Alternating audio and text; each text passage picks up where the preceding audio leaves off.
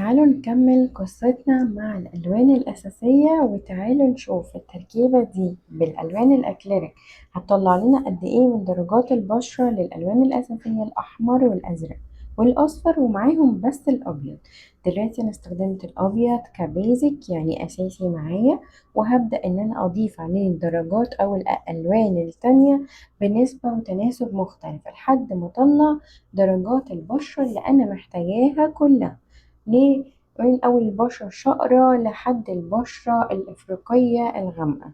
تعالوا كده نشوف أنا بتعامل إزاي مع الدرجات دي. أول حاجة خالص عشان أعمل درجة متوسطة ببدأ إن أنا أعمل الثلاث درجات أو الثلاث ألوان الأحمر والأزرق والأصفر بنسبة مظبوطة قد بعض. طبعا أنا هنا بعمل كمية كبيرة لأن أنا عايزة أحتفظ بيها، هشتغل بيها لحالها بعدين.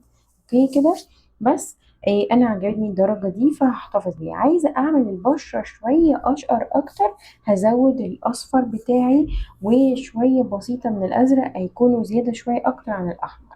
هبدأ ان انا اشتغل درجات بشرة تكون اغمق شوية اكتر او على افريقية، فانا بزود درجتين تانيين او لونين تانيين، الازرق والاحمر والاصفر نسبته بتقل اكتر شوية عن الاول. وببدأ ان انا اتعامل مع التون على حسب الريفرنس اللي انا محتاجاه.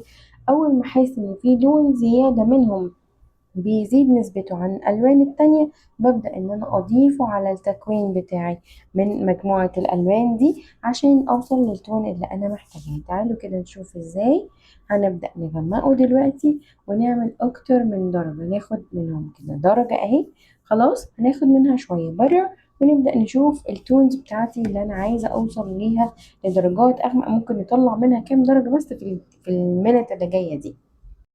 في كل درجة منهم أنهي لون بالظبط اللي هزوده عن باقي الألوان. يعني هنا زودت في الأحمر والأصفر أكتر، هنا هزود أحمر وأصفر وأزرق بس بنسبة وتناسب مختلفين عشان هيدوني تون مختلف خالص لدرجات البشرة في الواقع. ركزوا قوي على الخطوات دي لان هي شبيهة جدا لنفس الخطوات اللي هتعملوها لو انتوا بتشتغلوا من الالوان الخشبية مثلا او الووتر كولر. بس الفكرة في ان انا هستخدم تقنيات مختلفة حسب الخامة اللي انا بشتغل عليها عشان تديني الريزلتس اللي انا محتاجاها في كل جزء او في كل نوع من انواع البشرة دي.